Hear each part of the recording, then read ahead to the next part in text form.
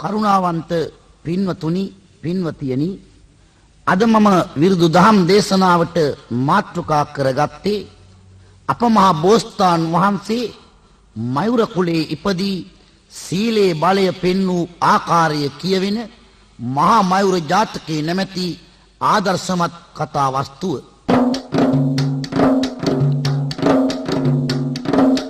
දසපාරමි දම් පුරමින් ලෞතුරු බුදු බව ලබමින් සනරාමර සෑසි පියා දෙව්රම් වේරේ මනරං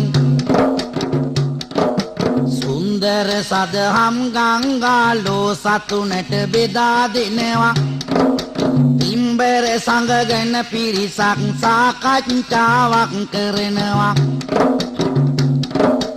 එතනට පැමුණුණු බුදු හිමි භික්ෂු පිරිසගෙන් අසන්නි මොනවා පිළිබඳද වට වෙලා සාකච්ඡා කරන්නි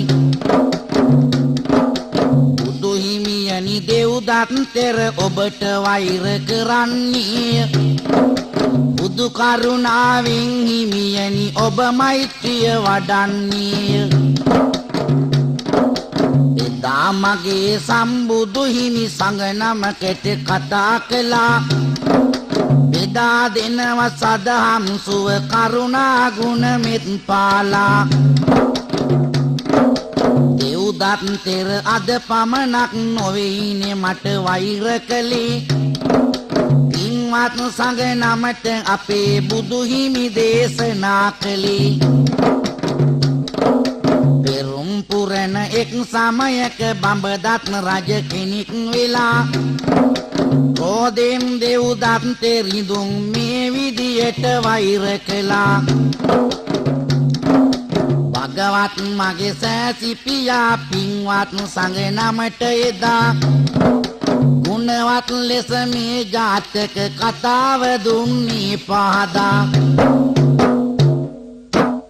දසපාරමිතා ධර්මයන් පූර්ණේ කරමින් ඇස්සිස් මස්ලේ අමුදරුවන් දන් දීලා ලෞතුරු බුදු පදවිය ලබාගත් කාන්තිමත් ශාන්තිනායකයාණන් වහන්සේ සවැත් නුවර ජේතවනාරාමි වැඩවසන සමී එක්තරා සංඝගණ පිරිසක් සාකච්ඡාවක් කරනවා එතනට වැඩිය බුදු පියාණන් වහන්සේ අහනවා මොනවා පිළිබඳද සාකච්ඡා කරන්නේ ඒ සංඝයා වහන්සේලා කියනවා බුදුරජාණන් වහන්සේ දෙව්දත් තෙරිඳු ඔබට වෛර කරනවා ඔබ දෙව්දත් තෙරිඳුන්ට මෛත්‍රිය වඩනවා බුදුන් වහන්සේ කියනවා අද පමණක් නොවේ පෙරුම් පුරණ එක් සමයක ඔය දෙවිදත් තෙරිඳු බරණැස් පුරවරේ රජ කෙනෙක් වෙලා මට මෙන්න මේ විදිහට වෛර කළා කියා පූර්වාපර සන්ධි ගලපා මහා මයුර ජාතක කතාව ගෙනහැර දක්වනවා දිනයක පෙර බරණැස් පුර බඹදත් රජකම් කළේ වනලැහැබක මයුර කුලේ අප බෝසත් ඉපදුනේ ලක්ෂණ මේ මොනර පැටියගේ රූපය හරියගේ ඇස් දෙකරන් පැහැයෙන් පිරිමදටියෙන් ඇට දෙකක්සේ වනයේ අන්මොනරු අතර මේ පැටියා කැපී පෙනී මොනර පැටියගේ පිට මත රන් රේඛා තුනක් පෙනී කාලය ගෙවෙමින් යන විට උස්මහත්ව සිරුර වැඩුණි කැලේ ඉන්න අනිත් මොනරු සැමටම වැඩියෙන් ලොකුනි පෙර බරණැස් පුරවරේ බඹදත් රජතුමා රජකම් කරන කාලේ අපේ බෝසතාණන් වහන්සේ මයුර කුලේ ඉපදුණා ලක්ෂණ මේ මොනර පැටියගේ රූපේ හරි අලංකාරයි ඇස් දෙක රන් පැහැයෙන් පිරි මදටියට දෙකක් වගේ වනේ ඉන්න අනිත් මොනරුන්ට වඩා කැපී පෙන්න ගතියක් තිබුණා මේ මොනර පැටියගේ පිට මත රන් රේඛා 3ක් තියෙනවා. කාලයේ ගෙවමින් යනකොට අනිත් මොනරුන්ට වඩා උස් මහත් වී සිරුර වැඩමින් ලොකු වුණා. වනයේ සිටින මොනර පිරිස එකතු වෙමින් කරලා කතා. මොනරු අතර රජතුමා ලෙස එතුමාව පත් කරගත්තා. දිනක් යත්දි මොනර රජුට තද පිපාසයක් දැනෙනවා. වන තුල ඇති විලක් ළඟට දිය බොන්නට සිතා යනවා. අනිත් මොනරු පිරිස සාකච්ඡා කරලා මේ ලක්ෂණ මොනරව රජකමට පත් කරව ගත්තා. දැන් මොනර රෑනින් නායකයා තමයි මේ රන් රේඛා 3ක් පිටමත තිබෙන මොනරා. එක් දිනක් මේ මොනර රජුට තද පිපාසයක් දැනිලා වතුර බොන්න විලක් ළඟට ගියා. දිය බොන්නට විල ඇතුළට මොනර රජුන් එබෙනා විට සිය රූපයේ ඇති හැඩරුව පෙනී යනවා තම දෙනෙතට. දැක රූපයේ ඇති ලක්ෂණ ආඩම්බරයක් හිතෙනවා. සැකයක් ඇති වී එම දින මේ ලෙස කල්පනා කරනවා. මේ වනයට දඩයක් කරුවම් දඩයම් සඳහා ඒවි. මා සිටියොත් මේ වන තුල මාහට අනතුරක් වේවි. ඉන්න ගියොත් පිරිස සමග කෙලෙසක හෝ මාව නැසේ. යන්නේ ඕන හිමාල වනයට කාටත් හොර රහසේ. දිය බොන්න විලට එබෙනකොට ඒ දිය යටින් දැක්කා මොන් රජුරුවන්ගේ රූපේ ලක්ෂණ. ආඩම්බරයක් ඇති වුණා. මොන් රජුන් හිතනවා මම මේ කැලේ හිටියොත් මගේ ජීවිතේ විනාශ වෙයි. දඩයක් කරුවන් එනවා දඩයම් සඳහා. එහෙම වුණොත් මාව නැසෙනවා. මේ පිරිසටත් රහසින් මම යන්න ඕන හිමාල වනාන්තරයට යන්න. අන්න එහෙම අදහසක් ඇති කරගත් මොන රජතුමා ඒ වනාන්තරයෙන් පිටත් වෙනවා. රැවුන විට මොනරු පිරිස නිදියන විට තටු අකුලා. ඒ වනයෙන් මොනර රජුන් පියඹයි අත්තටු සලෙලා. හිමාල වනයට පියඹා ඇවිදින් බොහෝ වෙහෙස නැත. හිමා කළා එදා ගමන නැවති නුග ගසක් මත. ඊරාගෙන හිරු නගිමින් පසු දිනයට උදා වෙනවා. ආරක්ෂා වී සිටින්න සුදුසු හොඳ තැනක් සොයනවා.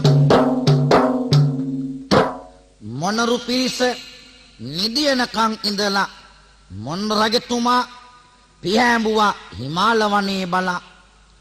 එදා රාත්‍රී වුණා. නුග ගසක් මත නතර වුණා. පහුවෙනිද හිරු උදා වෙනවා සමග කල්පනා කළා මට නිවහනේ ඉන්න තැනක් සොයා ගන්න ඕන. සර්පයෙකුට බලලෙකු හට මිනිසෙකු හට බැහැ නගින්න. පර්වතයක් දැක සිතනවා මෙතන හොඳයි මට වෙසෙන්න. උසපුරවන් ආහාර සොයන් ගොහිදින් දහවල් කාලෙට. උස පර්වතයේ මුදුනට පියාසලයි රෑ කාලෙට. සර්පයෙකුට බලලෙකුට මිනිසෙකුට නගින්ට බැරි පර්වතයක් දැකලා එතන තෝරගත්ත නවාතැන සඳහා දහවල් කාලේ ආහාර සොයාගෙන කුසපුරවන් රාත්‍රී කාලෙ මේ පර්වතේ නවාතැන් ගන්නවා. සැකදුරු කර සිව්වෙනි පර්වතයේ එදා වැඩ වෙසෙනවා. එක දවසක් වැදිපියෙකුට මේ මොනරා ඇස ගැහෙනවා මරණාසන්නමයි වැදිපියා ඒ වෙන විටත් තුන්නි කරමින් ඉක්මන් පැලවෙත ගොහිදින් පුතුහට කියන්නේ මෙමා මීට කලින් නුදුටු රන්වන් මොනරෙක් දුටුවා හිමාලයේ සිව්වෙනි පර්වතයන් අතර සැරිසැරුවා ඉතින් ගොසින් යම් දිනයක මෙය පවසනු මහනිරිඳුට කටින් කියා තම පුතුහට වැදි රජපත් තුනි මරණෙට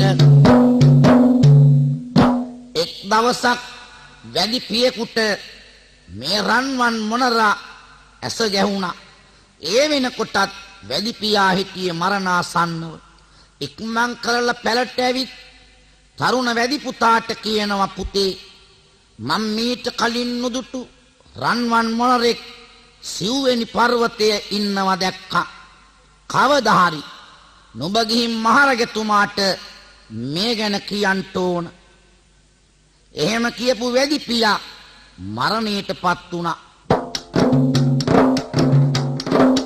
බරණැස් නිරිඳුන්ගේ අග බිසවකේ මදේවිය හට පෙරෙක් දිනයක සිහිනෙන් පෙනී යනවා මේ විදියට සිරියානේ සිටිකේ මාදේවිය නිදිලොවට යනවා හරි ලක්ෂණ රන්වන් මොනරෙක් බණ දේශනා කරනවා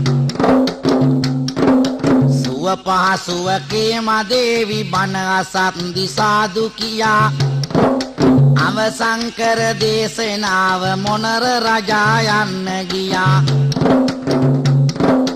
මොනර රජුව අල්ලනු කියමින් දේවිය අවදි වුණා නැනවත් බඹදත් රජතුම මාහයියෙන් සිනාසුණා එම පාමින් බඹදත් රජ ගොහින් කේමදේවි ළඟට විමසන්නට පටන් ගත්ත දුටුව සිහිනේ විස්තර කොට බරණැස් රජතුමාගේ අගමිසව කේමාදේවිය සිරියහන් ගබඩාවේ නිදිලොවට පිවිසුණා අන්න ඒ වෙලාවේ හරි ලක්ෂණ රන්වන් මොනරෙක් කේමාදේවියට ධර්ම දේශනා කරනවා කේමාදේවිය නිදියහනේ සිට සාදු කියා බණ ඇසුවා ඒ දේශනාව අවසන් කරපු මොණ්ඩ රාජයන්ට ගියා නිදියහනින් අවදි වුණ කේමාදේවිය මොන රජුව අල්ලන්න කියමින් මාහයියෙන් කෑ ගහනවා මෙය ඇසුන බඹදත් රජතුමා hina වෙන්න පටන් ගත්තා කේමාදේවියගෙන් බඹදත් රජතුමා අහනවා මොකක්ද ඔබ දුටුව සීනේ කේමාදේවිය විස්තර කරනවා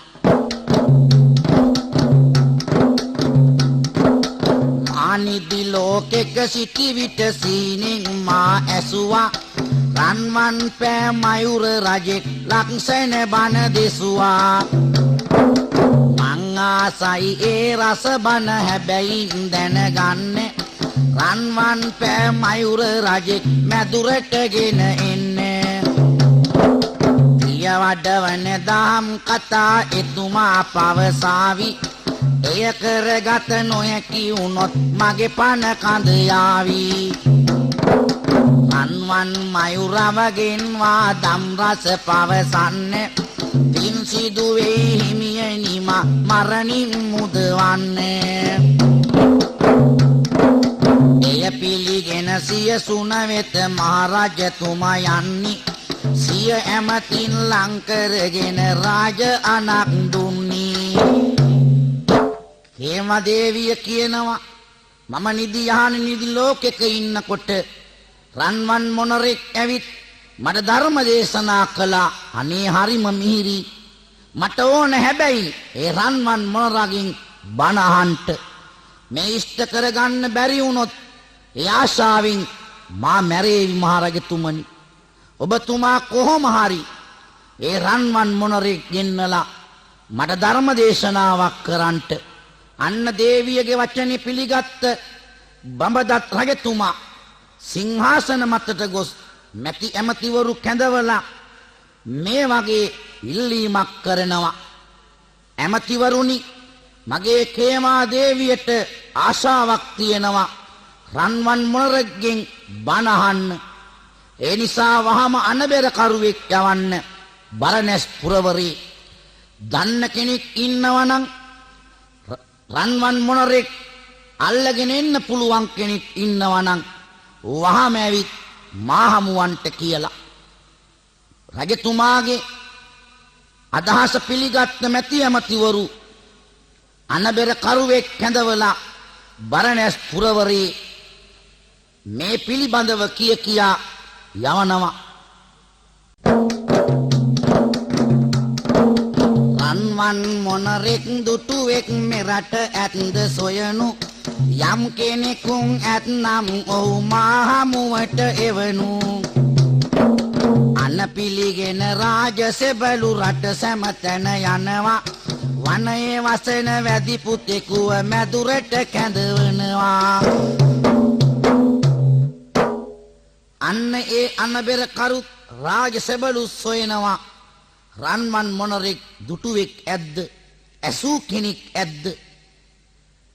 අර වැදි පුත්‍රයා රාජසෙබළුන්ට කියනවා මාව එක්කරයි යන්න බඹදත් රජතුමා හමුවට. වැදි පුත්‍රයා රජතුමා හැදි ගැහිලා මෙහෙම විස්තරයක් කියනවා. වැදි පුත්‍රයා හරි සතුටින් පැමිණිලා රජ මැදුරට. හදි ගැහිමින් රජතුමාව විස්තර පවසයි මෙලෙසට. ප්‍රිය වඩවන රණ මොණරෙක් සිව්වෙනි පර්වතයේ ඇත්ති. කියනුය නුඹ යම් දිනයක රජතුමා ඇසුවොතින් සත්ති. කොරහැඩි හඬකින් මාහට මොණරගේ විස්තරය කියා. මා දැඩි කළ මගේ පියා මෙලොවින් පරලොවට ගියා. වැදි පුත්‍රයා කියනවා මහරජතුමනි, මගේ පියා මැරෙන්න මොහොතකට කලින් මට කිව්වා සිව්වෙනි පර්වතේ රණ මොණරෙක් ඉන්නවා කියලා. යම් දිනයක රජතුමා ඇසුවොත් කියන්ට කියලා. මම ඒකයි මේ පිළිබඳ ඔබතුමාට කියන්නේ සත්‍යයක්. අන්නේ වෙලාවේ බඹදත් රජතුමා වැදි පුත්‍රයාගෙන් ඉල්ලීමක් කළා. අගේ වඩන මගේ කේම දේවිය සුව කරගන්නට මගේ වස්තුවෙන් කොටසක් දෙනවා නුඹට දිවි ගෙවන්ට. හොඳයි, ඔබට මේ රණ මොණරව අල්ලන් එන්න පුළුවන් නම් මගේ කේමා දේවියව ඒ ශෝකයෙන් මුදවා ගන්න. මන් නුඹට වස්තුවෙන් කොටසක් දෙනවා. මේ ඉෂ්ට කරන්න ඕන. වැදි පුත්‍රය පොරොන්දුවක් වෙලා රණ මොණරව අල්ලන්ට යනවා. අටවා උගුලක් තබමින් වැද්ද කැලේ සැඟවෙනවා. එතනදි වැඩි වෙලා නොගොස් වැද්දා පරලොව යනවා. රණ මොණරව රැගෙන එන්න ගිය වැද්දව මිය ගියේ. පින දන්නා දේවිය හට මෙය වාවනු බැරි වුණේ. හොඳ බණ පද අසන්න මින් පසු බැරි වේ යයි සිතුණා. හදවාවනු බැරි සෝකෙන් කේම දේවි මිය ඇදුණා. විරාලය පෙන් වූ දේවිය ඇදුනේ නුඹ හින්දා. බරණැස් රජ රණ මොණරා පිළිබඳ වෛරය බැන්දා. වැද්ද සිව්වෙනි පර්වතයට ගිහින් උගුලක් අටව තැබුවා රණ මොණරව අල්ලන්ට. අර වස්තුවට තියෙන තණ්හාව නිසා උගුලක් අටවල තියලා පැත්තකින් සැඟවිලා බලා සිටියා. වැඩි වෙලාවක් යන්න කලින් වැද්ද මරණයට පත් වුණා. මේ බව ආරංචි වුණා කේමා දේවියට. රණ මොණරව ගේන්ට ගිය වැද්ද මරණයට පත් වුණා. අනේ කවද රණ මොණරෙක්ගෙන් බණපදයක් අහන්ට ලැබෙයිද? කේමා දේවියේ ශෝකයෙන් මරණයටපත් වුණා. අන්න බඹදත් රජතුමාට රණ මොනර පිළිබඳ වෛරයක් ඇති වුණා. උඹ හින්දා තමයි මගේ දේවිය මරණයටපත් උනේ. මං උඹට වෛර කරනවා. වෛරෙන් මත් වී මයුරා ගැන රජතුමා එවන් දිනේ සිතන්න විය කරුණක් තෙලි තුඩ අරගෙන සැනින් අනේ හිමාල වනයේ සිව්වෙනි පර්වතයේ මොනරෙක් ඇත. එම මොනරගේ මස් කෑ අය අජරාමර වෙනවා ඇත. බඹදත් රජතුමා තෙලි තුඩ අරගෙන හසුනක් ලියනවා. සිව්වෙනි පර්වතේ රන්වන් මොනරෙක් ඉන්නවා. ඒ මොනරගේ මස් කාපු අය අජරාමර වෙනවා කියලා හසුන ලියලා මෙසේ සංගවා තබනවා. එසේ සිතා වෛර සිතින් පාඹුල් පෙට්ටියේ දමා කෙසේ වෙතත් ටික දිනකින් මිය ඇදුනා නිරිඳුතුමා. ඒ හසුන පාඹුල් පෙට්ටියේ සංගවලා වෛර සිතින් පසු වුණ මහරජතුමා ටික දිනකින් මරණයටපත් වුණා. බරණැස් පුරින් පසු තව රජෙකුත් පාලනය කරනවා. පෙර දින රජතුමා තැබුව පාඹුල් පෙට්ටිය දකිනවා. රජතුමා පෙරලියා තිබුණ ලිපිය කියවලා බලනවා. අජරාමර වෙන්නට මොනරගේ මස් කන්නට හිතනවා. ඊට පසුව තව රජ කෙනෙක් බරණැස් පුරවරේ රජ පදවියටපත් වුණා. කලින් රජතුමාගේ පාඹුල් පෙට්ටිය උස්සලා බලනකොට රජතුමා ලියා තිබුණ හසුන දැක්කා. ඒ හසුනේ තියෙනවා සිව්වෙනි පර්වතයේ ඉන්න රණමොනරගේ මස් කෑ අය අජරාමර වෙනවා කියලා. මම අජරාමර වෙන්න මේ මොන්රගේ මස් කන්න ඕන. මේ රජතුමාටත් රණමොනරගේ මස් කන්න හිතිලා වැද්දෙක් කැඳවනවා. සැනින් කැඳවලා වැද්දෙක් යවනවා මොනරවගෙනෙන්ට. කලින් වැද්දා මැරුණසේම මේ මැද්දත් මැරුණා එවිට. වහම වැද්දෙක් කැඳවලා කියනවා නුඹ යන්න ඕන සිව්වෙනි පර්වතේට. ඒ රණමොනරවල්ලන් එන්න ඕන. මං වස්තුව දෙනවා. මේ වැද්දත් ගියා සිව්වෙනි පර්වතයට. ඇටෙව්වා උගුලක්. උගුලක් අටවල පසකට වෙලා බලා ඉන්නකොට ටික වේලාවකින් මරණයටපත් වුණා. බරණැස් පුර කලින් කලට රජවරු 6 දෙනෙක් මලා වෙරගෙන මොනරවගේ එන්න ගිය වැඩි පිරිසවත් මලා. ඔහොම වරින් වරට රණමොනරගේ මස් කන්න හිටපු රජවරු 6 දෙනෙක් මැරුණා. වැද්දෝ 6 දෙනෙක් මැරුණා.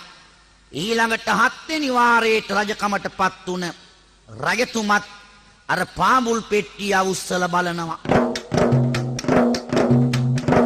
7 වෙනි වර තවත් රජ කෙනෙක් බරණැස් පුර රජ වේ. උත්තම රණමොනරගේ මස් කන්නට එතුමත් සිටුවේ. කැන්දා තව වැද්දෙක් බඹදත් රජතුමා මාලිගයට තුන්න අනක් වනයට ගොස් මොනරව අල්ලන් එන්නට. වහම ගොසින් හිමාලයට රන්වන් මොනරවගෙන එන්න. කාවණු දෙමි ඕන තරම් නුඹ හට පීතියෙන් ඉන්න. 7 වෙනි රජතුමාටත් හිතුණා රණමොනරගේ මස් කන්න. වැද්දෙක් මාලිගයට ගෙන්වලා කියනවා සිව්වෙනි පර්වතයේ ඉන්න රණමොනරව අල්ලගෙන ආවොත් උඹට දෙනවා සන්තෝෂයෙන් ඉන්න ඕන තරම් කහවණු. මෙන්න මේ වැද්දත් ධන තණ්හාවෙන් දුනු ඊතල අරගෙන සිව්වෙනි පර්වතයට ගියා. උගුලක් අටවා තබමින් සැඟව බලා සිටිනවා ඇත. පුදුමයි වැද්දට මේ මොන රගෙපා එහි පැටලෙන්නේ නැත. දින සති මාසද පසු වී සත්වරුන්දක් ගත වුනි. ධන ලෝභෙන් සිටි වැද්දට රාස කිමක් දැයි වැටහුනි. උගුලක් අටවල සැඟවී බලා සිටියා. මේ රන්වන් මොනර එනවා. ඒ වුණාට උගුලේ පටලැවෙන්නේ නැහැ. මෙහෙම දින සති මාස වර්ෂ ගණන් පසු වී සත් අවුරුද්දක් ගෙවුණා. තාම මේ වැද්දට රණ මොනරව අල්ල ගන්නට බෑ. සත් අවුරුද්දකට පස්සේ වැද්ද කල්පනා කරනවා මොකක්ද මේක හේතුව? ඇයි වැද්දා ඉන්නේ ධන තණ්හාවෙන් රජතුමාගෙන් ධන වස්තුව ගොඩක් ලබා ගන්නට. සුන්දර ලෙස මොනර සැමද පර්වතෙ මුදුනට එන්නේ. පිම්බල වැඩි නිසා තමයි උගුලට අසු නොමවන්නේ. උපායොදලා මොනර රජුව අල්ලන්නට හිතරින්දා. පපාසනේ සෙබඩියක්ව අල්ලන් එනවා වැද්දා. වැද්ද කල්පනා කරනවා මේ මොන්රගේ පිම්බලේ වැඩි. ඒකයි උගුලට අහු වෙන්නේ නැත්. හොඳයි මම හොඳ උපායක් යොදන්නම්. අන්න සෙබඩියක් වල්ලගෙන ආවා. ඒ කියන්නේ මොනර ගැහණු සතෙක්. අල්ලගෙන ඇවිත් සූවෙනි පර්වතේ උගුලක් අටවලා සෙබඩිව තබලා දුනු ඊතල මානාගෙන වැද්ද බලාගෙන ඉන්නවා. සිව්වෙනි පර්වතය වෙතට සෙබඩව අත්හැර දමනවා. සිත් පිත් නැති වැද්දා එදා හීයමානගෙන සිටිනවා. පමානොවී සෙබඩ ඇවිද පර්වතේ ළඟ මුර කරනවා. විශාල පර්වතයේ ඉන්න මොනර රජුන් එය දකිනවා. සිත් ඇති වී සෙබඩ වෙතට ආදර හැඟුමක් දැනෙනවා. සත්වරුන්දක් රැක සිටි සීලයේ සිත කැලැල් වෙනවා. පියාසලා කඳු මුදුනෙන් මොනර එනවා සෙබඩ ළඟට. ක්‍රියා උනා වැද්දා අටව තිබුණ උගුල එක පිම්මට. අසුන පසු පාදේ මයුර උගුලේ පැටලී සිටිනවා. ඔසවා සිටි දුන්න දමා වැද්දා මේ ලෙස සිතනවා. දැන් සෙබඩ පර්වතේ ඇවිද ඇවිද ඉන්නවා. අන්න මොන් රජතුමා දැක්කා ලස්සන සෙබඩියක්. සත් අවුරුද්දක් රැක්ක සීලේ බිඳුණා. සෙබඩ ගැන ආදර හැඟීමක් ඇති වුණා. මොනරාව මේ සෙබඩි ළඟට එනකොට උගුලේ පටලැවුණා. මේක දැක්ක වැද්දා අතේ තිබිච්ච දුනු ඊතල පසකට දාලා එනවා රණ මොනර ගාවට. පරම්පරා හතක වැද්දෝ හැදුවත් මෙතුමව නසන්න. මරණය වැළකුණේ මෙතුමගේ පිම්බලයෙන් වෙන්න ඕන. මමත් වසර 7ක් තිස්සේ වේසුනි කහවනු ලබන්න. සමත්තුනේ අද මමයිනේ රණ මොනරව අල්ලගන්න. වැද්දා හිතනවා පරම්පරා හතක වැද්දෝ මේ මොන්රව මරන්ට හැදුවත් බැරි වුණේ පිම්බලේ වැඩි නිසා. මමත් වසර 7ක් තිස්සේ සෑහෙන වෙහෙසක් දරලා අද මගේ උගුලට රණ මොන්රව අල්ලගත්තා. නමුත් මම නරකයි මේ මොන්රව මරන්න. උත්තම මේ මයුර රජා දැමින් කාලය ගෙවන්නේ. ගන්තට ඒ රංකහවනු මට නැත ඉම්පලක් වෙන්නේ. මගේ දුන්න ඊතලයෙන් උගුලේ ලනුව වෙත විදිනවා. තින්වත් මේ මයුරු රජා මරණින් මුදවා හරිනවා. වැද්දා හිතනවා මේ සීලවන්ත පින්වන්ත රණ මයුරව මරලා මං ගන්න රං කහවණු වලින් මට පළක් වෙන්නේ නැහැ. ඒ වස්තුව මට උවමනා නැහැ. මගේ දුන්නට ඊතලයක් දාලා මේ ඊතල පහරින් ඔය උගුලේ ලනුව කපා හරිනවා. මන් රණ මයුරව මරණින් මුදවා හරිනවා. එහෙම හිතපු මේ වැද්දා අටවා තිබුණ උගුලේ රැහැනට ඊතල පහරක් විද්දා. ඒ වෙලාවේ පෙරුම් පුරන බෝධිසත්ව රණ මයුරා මෙන්න මෙහෙම වැද්දාගෙන් ඉල්ලීමක් කළා. බෝධිසත්ව මයුර රජුන් මෙලෙසට වදනක් කියන්නේ වැදි රජුනි මා මරන්න සිතිලද බල බලා ඉන්නි. පනතියෙත්දි මා කැඳවන් මහරජතුමා වෙතට යන්න. ඕන තරම් රංකාවනු ඔබට ලැබෙයි බිය නොවන්න. අනේ මයුර උතුමානනි කළ වරදට සමාවෙන්න. ගුණ යහපත් ඔබතුමාව මට බැහැ නිරිඳුට පුදන්න. වැදි රජතුමනි මා මරලා රයියන්ට උමනාවක් නැහැ. මාව පන පිටින් මහරජතුමා ළඟට අරගෙන යන්න. ඔබට ඕන තරම් රංකහවනු ලැබී. වැදි රජුන් කියනවා පින්වත් මයුර රජතුමනි මංහත් අවුරුද්දක් ඔබ මරන්ටයි සූදානමින් සිටී. නමුත් ඔබේ සිල්වත් ගුණය නිසා පින් බලය නිසා මං ඒ අදහස අදින් අත්හැරියා. ඔබතුමාව මම මහරජතුමාට පාවා දෙන්නේ නැහැ. මට ඒ රංකහවනු වලින් පළක් නැහැ. මං ඔබතුමා ගැන තාමත් පැහැදීමකටපත් වුණා. සුදන ගුණය දත් ඔබතුම මුළු ලොවටම සිතක් වෙනවා. නොදැන කරපු වරද නිසා මම පංචස්ථාප වෙනවා. අම විසිතුරු වචන කියා මයුරු රජා අති උත්තම. මම ඔබට පවසන්නේ නිවන් පුරට යන අන්දම. නුවණින් ඒ මයුරු රජා වැද්දා වෙත බණ දෙසනවා. භව දුක දුරු කර වැදි රජ දෙසු දහමට සවම් දෙනවා. නොදැන කරපු වරදට වැදි රජතුමා සමාව ඉල්ල හිටියා. අන්න ඒ වෙලාවේ රණමොණ රජතුමා වැදි රජා වෙත ධර්ම දේශනාවක් කරනවා. ඒ දේශනා කරපු ධර්මය බොහොම සන්තෝෂයෙන් වැදි රජතුමා ශ්‍රවණය කළා. කෝප නොවී බෝධිසත්ව පසුපව් ගැන කියා දෙනවා. පාපසිත ඇති වැදි රජුහට සසර සැපත කලකිරෙනවා. ඇදි ඇදි එන දහම් සිසිල සිතට සහනයක් ගෙනිය. වැදි රජු පව් දුරු වීමෙන් පසේ බුදු කෙනෙක් වුණේය. අන්න වැදි රජතුමා රණ මයුරගෙන් බණ අහලා සසර කලකිරිලා පසේ බුදුවරයෙක් බවට පත් වුණා.